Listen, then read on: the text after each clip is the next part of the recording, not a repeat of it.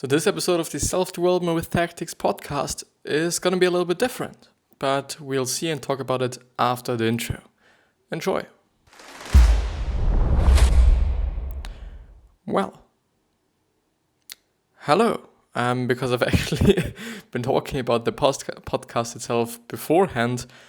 This episode's going to be a little bit different because in the last episode, which was yesterday the second episode, it was a little bit bothering me that I'm always having to read stuff. I'm not an avid reader.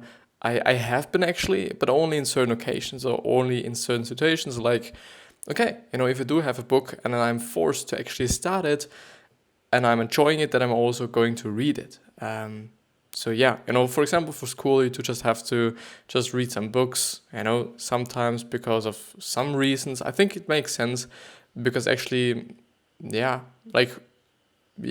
me, it just makes sense. And for me, I think it's good. Some people might think it's totally just unnecessary. I understand this as well.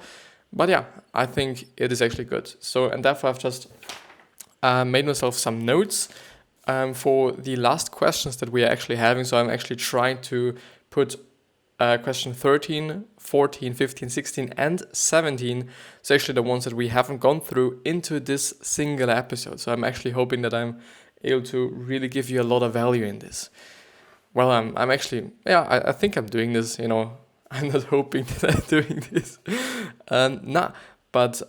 I'm trying this approach maybe and kind of sticking with it. I'm still having to read some things because I'm not quite able to just practically summarize the summary as well, and I'm not willing to do this as well because it takes up just such a lot of time, and I would just miss out a bunch of things that might be very, very important for you. And I want to give you as much from this summary, because it is actually a very great summary, as I possibly can, so that you do not have to read it on your own.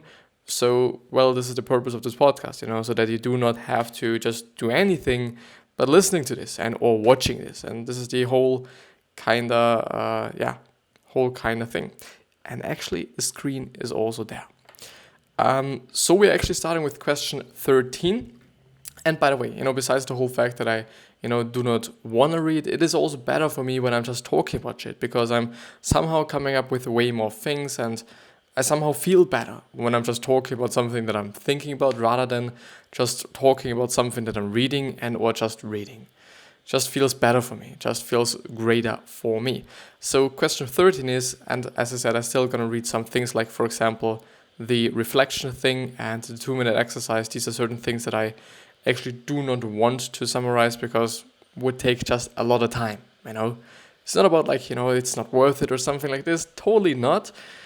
I just feel it's been better. It is just better if I'm rarely or merely just reading it. So question 13 is, why am I hunting, or am I hunting antelope or field mice? So actually this question is started with a pretty great metaphor on lions, and the author says, or actually Tim Ferriss says, because I guess this is actually from Tim Ferriss and it is actually from James Carville's book, which you can see here, or what you can see here. And the whole kind of metaphor is that a lion itself, or a lion as such, could actually attack mice, eat mice, and just burn a lot of calories for actually, hunting the mice. The thing is, and the problem there is, does it make sense for a lion to actually hunt mice? And I would think so, or I wouldn't think so actually, because it would make way more sense for the lion to actually hunt antelopes. Why? In terms of the effort, it's going to be just somehow the same. Mice are pretty quick, are pretty small. It's going to take a long time. Antelopes are quick, but they're just pretty huge. And if you're just a big group of lions, you're going to just still get 1 or 2 or 3 of them. Also because they're always just in a herd, in a bundle. So they're just in groups whatsoever. And the thing is, it would take so much time to actually get the mice, and there's no ROI of it. The caloric deficit you are then able to kind of just get out of them. So just the calories you get out of the mice are just so low that it just doesn't make any sense to waste your time hunting them. The thing on the other hand is, if you're just, going for antelopes, it totally makes sense because they're huge, they just have a lot of calories, you can just eat them, and you're gonna be just filled by them. And this is actually the whole metaphor, and I think it makes sense. And then something that you should ask yourself is whether you are doing this as well. Whether you're just wasting some time on things that actually do not actually matter, so on things that actually so minor. Just really kind of focusing on the just minor things rather than the just really big and important stuff. And I do think this is really something you should be thinking about. And here, if I remember, is also given there some great questions. Yeah.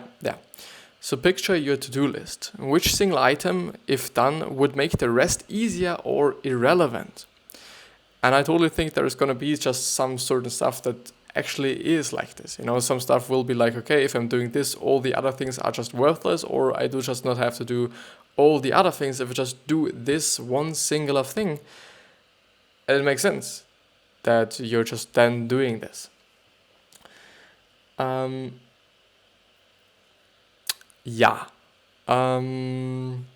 there's also another metaphor that I'm just going to read now because I haven't memorized it.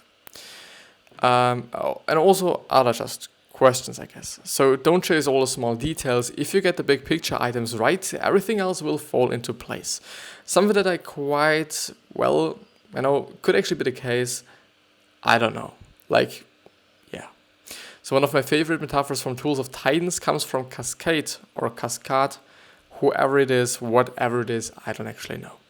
Imagine you have a glass jar and next to it a big rock. Next to it, big rocks, pebbles and sand. If you put the sand and pebbles in first, they take up the space and you can't fit the big rocks in. But if you add the big rocks and then the pebbles and the sand, everything fits. And I really love this metaphor because actually it makes sense, just the metaphor as such and the whole process as such just makes sense. If you put in the rocks at first and then the sands will crawl between all the rocks and everything is fine. And you're going to be able to just put everything into this fucking glass jar. Why? This is a question that I'm having. Why would you do this? But nothing to think about. So I kind of find that pretty great. I really find it great. But we're going ahead with the reflection. So many of us are addicted to the feeling of being busy.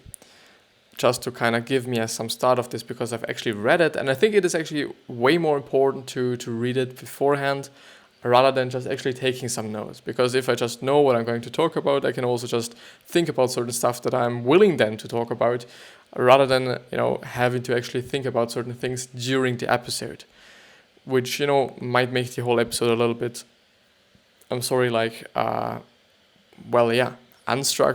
chaotic, and whatsoever. So, and what he there is talking about, just about this feeling of being busy, is that a lot of people just want to feel busy. And therefore they do just a lot of shit, and they do just shit very, very complicated, just unnecessarily. And I think this is also the case for me. I just really like to feel busy, and I like just doing stuff. The thing there is, just efficiency is also just something I think, in my point of view, you have to kind of look for, you kind of have to watch, because for sure, I can make 2 episodes a day, and I could do just 4 episodes a day or 5 episodes a day, besides the whole fact that just actually, recording 4 times a day would not be something that I would like to do, because it would just really fuck my voice. It's not in terms of what I'm going through there, it's not in terms of that I'm actually kind of having to do this, or that I'm just, have to kind of use my energy to do this. No, it's just because I would just really fuck my voice. And I would just really kind of not be so in a good mood in the really just later parts, I'd say. And there's also another quote. So another favorite quote from Tools of Titans from Tim Kreider: people are addicted to busyness and dread what they might have to face in its absence. Being busy is an existential reassurance, a hedge against emptiness. Obviously, your life cannot possibly be silly or trivial or meaningless if you are so busy, completely booked, in demand every hour of the day. And I think this is exactly the thing that, well, just is me. Like, I think often what I'm doing just or packing my day full with stuff is just because I do not want to feel bad because I'm not doing anything, or well, actually, this just seems to be a little negative at my point of view, and I wouldn't say that it is negative at all, because I just want to do stuff, because when I'm not doing stuff, I'm just feeling bad because I do not have anything to do, and this is a feeling that I just don't like. I don't like doing nothing all day long. I wouldn't like to just watch Netflix all day long. I think I wouldn't be able to do this. Like, for sure, I'm actually kind of wasting a lot of time watching YouTube videos. This is just facts, because when you're on the PC and you're doing your stuff, then like the internet is just something that's really tempting you to kind of go to. I know YouTube as well. But yeah. So in the absence of busyness, people have to confront the idea that emotional existence may not actually matter. This doesn't have to plunge into nihilism, which is negativity. Your life probably does mean a lot of value, however you define it. But likely many of the items you're busy with aren't actually contributing to your main goal. This was actually something that I've been thinking about then. Like my goal of actually bringing happiness to people and, whatsoever, just having an impact on other people's life, on the world through my legacy or through what I'm doing right here. Like just putting out stuff, putting out content that might help somebody out there. And then I was thinking, and I guess I do not do a lot of things that are not kind of contributing this goal. Maybe going to school, this could be the case, but yeah. Yeah. But yeah, I like juggling things. So if you could use help on goal setting and figuring out your most important items, check out the goal hierarchy concept from Grid. I'm not going to go through this site. Maybe I'm going to go through it just independently. I could do this, just because I think it's great. Because also Grid is a pretty great book. It's actually from a woman, which is always pretty nice, because you can often see just books, or often I think most of the books are just not from women, but rather from men. And I kind of feel like it is just nice to also see some other kind of perspectives on lives, because I think it also depends a little bit on your gender somehow. And I really do not want to kind of insult anybody or something, but I guess, or I kind of feel like, well, never mind. And there's also just a pretty good example at my point of view, and I'm already wasting a lot of time, and I do not think, never mind. So you spend 5 minutes figuring out where you want to eat for dinner for 1.5 hours. And if you would have spent that because there is no if and would. I'm always using this. This is wrong. I'm sorry. So if you spent that 5% of time on your career, this would be 2 full working years just spent on figuring out how to live your life. I think over your lifespan. So not like just right now, but throughout your whole life, this would have meant just 2 years. 2 full years. And this was it with the 14th question. What I'm feeling right now is that I'm just really, really, really, really hoping that I'm not letting out something, that I'm not missing out on something, so that you cannot contribute from it. This is really bad. And this is actually the good thing about actually going through the whole thing, reading the whole fucking thing, that I'm actually able to provide you everything. When I'm writing down some things, I might just kind of miss out on something that you, this person that is just watching or listening, is in need of. And this is then bad. The good thing is, most often I'm also showing the thing so that you can actually read it as well. But yeah. The 14th question is, could it be that everything is fine and complete as it is? You may be hardwired to seek achievement through being perpetually happy being unhappy. So what if you can be happy without what if you can be happy without what you currently have? Tim Ferriss found that expressing gratitude, and now I know what it was all about. So Tim Ferriss himself is actually doing a lot of journal stuff. So he actually writes down 3 things. I think it is in the morning. Yeah, in the morning. So every morning he just writes down 3 things he is grateful for. But there are some rules that he had set himself, which are not there unfortunately. But I think it was all about not some just trivial things or not just some really common things like, I'm grateful for my health. I think it was read about just very specific things like, there's an example, like a good cup of coffee or tea or a friend he saw a year ago. So just being grateful for these certain things. And at my point of view, it is wholly a great practice. And I think, you do not have to write it down. This is something that I do have to say.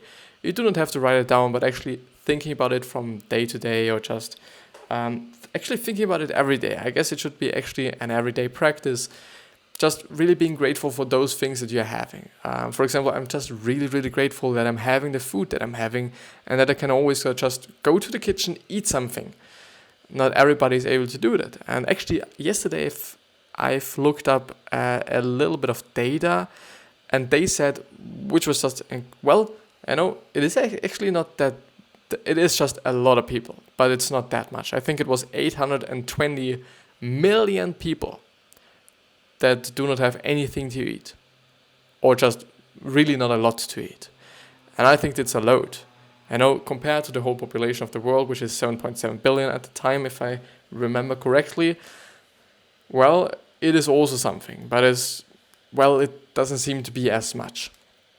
It is still a lot. I'm really not trying to kind of be like, okay, it's not that much. They shouldn't be kind of, complaining about that. They should complain about that because actually, we would be able to kind of serve everyone something to eat if people would like to. And fortunately, there are just so many people who are just, donating to charity and doing just really good stuff for the world's population or for those really poor people that are living on this certain planet. And there are just a lot of them.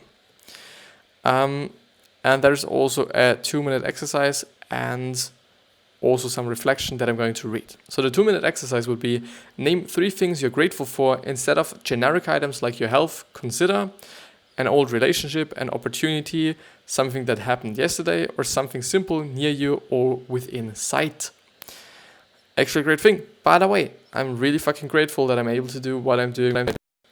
It just really makes me happy. Even though I do not seem to be as happy all the fucking time, it is really something amazing for me. Because, maybe it just really plays into my feeling of doing something that matters and doing something that is just somehow not a waste of time. It is not, and it is great, and I'm feeling good while doing this, and I'm also learning just a lot of things that a lot of people are doing, learning a lot about myself, I guess, because I'm often reflecting by doing the episodes. Actually reflecting, reflection. Do you feel any happier? If you're like me, you tend to be perpetually unhappy with yourself. There's always something you can improve, and there's always a goal just out of grasp. This future focus blocks out much else that's great in your life.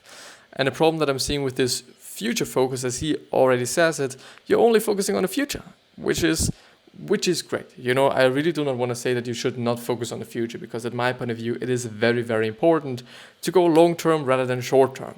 Like, short-term goal, eating just a chocolate, long-term, just fucked up thing, you're feeling bad about it, you're just getting overweight, you're being unhealthy, you're being ill, you just have to pay a lot for medicine, and so on and so on and so on. So actually, just, the right eating habits or just eating healthy is just a pretty good long-term goal. And I think everybody should do it, especially because, eating unhealthy is often even a short-term piece of shit and a long-term piece of shit.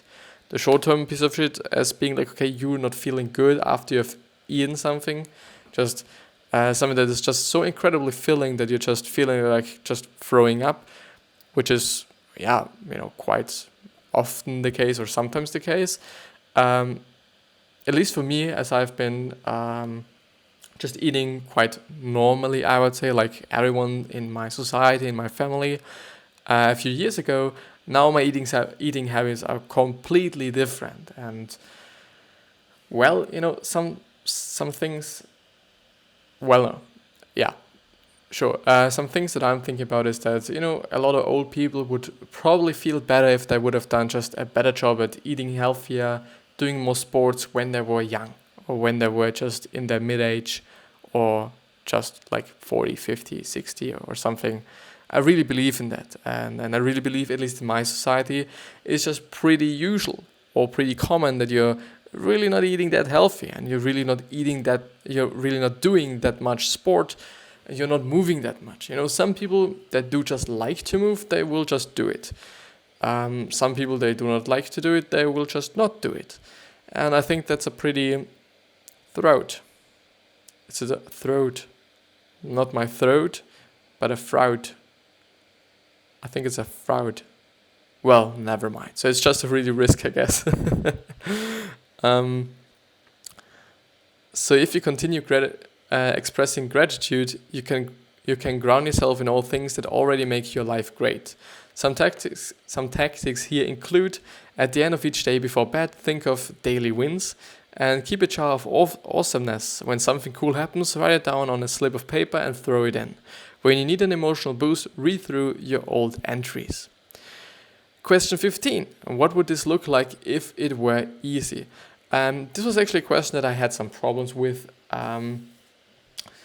And it is actually all about just solving the easy problems, and why actually solving easy problems and not actually putting yourself into situations that are just extremely hard just for the sake of just going something hard also makes sense. And there's also a great story that Seth Godin was talking about here, with a woman that was in the toy business initially, and because she had a lot of ideas for new toys and whatsoever, I assume, I'm going to read a few bits of it later, she actually kind of pitched a lot of ideas and pitched a lot of things and whatsoever, but in the end, none of her ideas actually were taken, or none of her ideas were executed on, which is actually, must feel bad, and the thing that she then decided to do, or maybe Seth Godin told her to do, I'm going to read it anyways afterwards, is to actually write books. And she has been writing, I think, a few top books, a few bestsellers actually, and there she's just able to, execute and or just. So I'm just going to read it, guys. So in Tools of Titan, Seth Godin tells the story of designer Lynn Gordon, who had trouble getting business for her toy designs. Seth told Lynn that toy companies didn't work that way. They didn't accept pitches from outsiders. He consoled her to switch to the book business, where publishers were hungry for new ideas. She quickly got a hit with her 52 activity card deck series. So don't overcomplicate things or feel like you need to struggle. Like above, simplify for the greatest efficiency, look for a way to roll a rock downhill. And there's also another quote from Reid Hoffman, which is, part of business strategy is to solve the simplest, easiest, and most valuable problem. It makes sense, by the way. It just really makes sense to go for the most important things at first, and the most valuable ones, and the ones with the highest ROI, or the most ROI, whatever actually it is. I don't know. But I think it just would make sense that you go ahead with those things that actually matter, the most.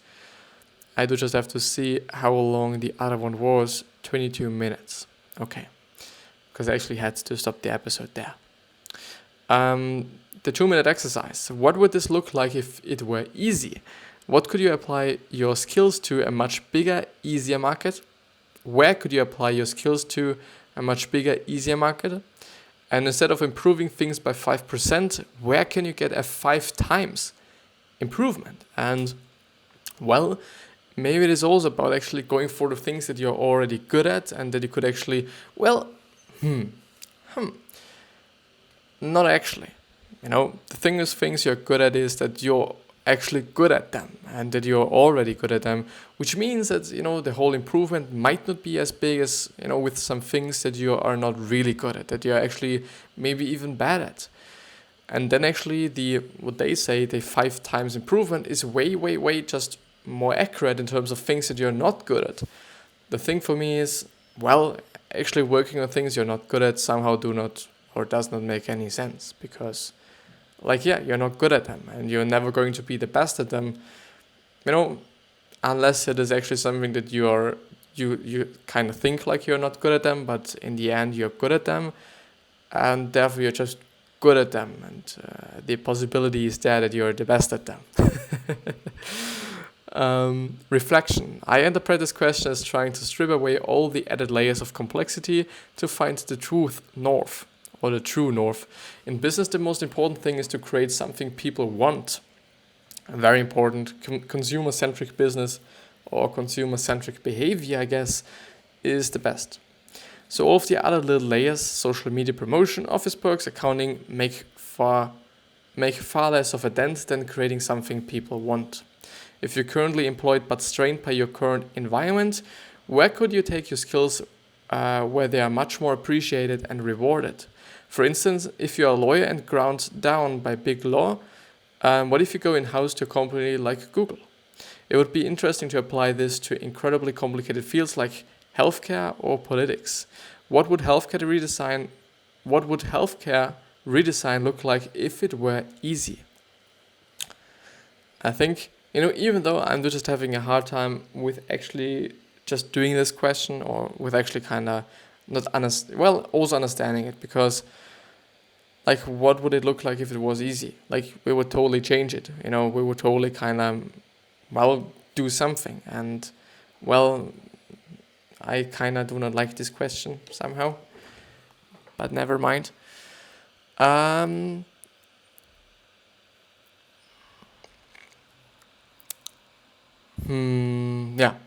I do want to make question 16 the next time. And yeah, so this question, or actually this episode, not this question, this episode was somehow like pretty interesting. During some times I felt a little bit, awkward, just, maybe just talking about some things that are in my head, because I'm maybe a little used to actually reading things. But, maybe it is because I'm just implementing both things. I've had some episodes like, I think it actually was last day's episode as well, or one of them, where I was talking about my past week, and I was totally like only just talking about the things that I've experienced, talked about the things that that I've just seen and done and whatsoever. And I've never been just feeling awkward in this one, but maybe it's just a combination of reading and going through stuff, and maybe also not exactly knowing what I'm talking about here, because I've only made myself a few notes. Could also be the case, that I'm also feared of just leaving out a lot of things, and then whatsoever. I'm gonna improve, and I'm gonna just, change up things to see whether they work or they work not, which is, at my point of view, very important to try out stuff, and especially in such cases as, this one, where nothing can happen rather than just a bad episode, even though it's judged by me, and things that are judged by me do not necessarily have to be bad, because, it's my judgment, and who says that my judgment is the right judgment, and who says that, my point of view, we often judge our works really, really, really, really, really worse. Often it is the case that those things that we find are just really bad get liked by other people just so incredibly much, whether it be the consumer, which then is the goal somehow, or your boss, or, just someone. But yeah, this is actually the end of the episode. I wish you the best health, full of happiness and success, and also hope that you're going to remind yourself on how you're going to be remembered, which means your legacy. And you have it totally in your control. You basically decide how you're going to remember it, either good or bad. But for sure, as always, you're not going to serve everyone. Not in business, not in your personal life. Not everyone's going to like you. But yeah, I wish you the best. Thanks you very much for watching and listening. And I'll see you the next time.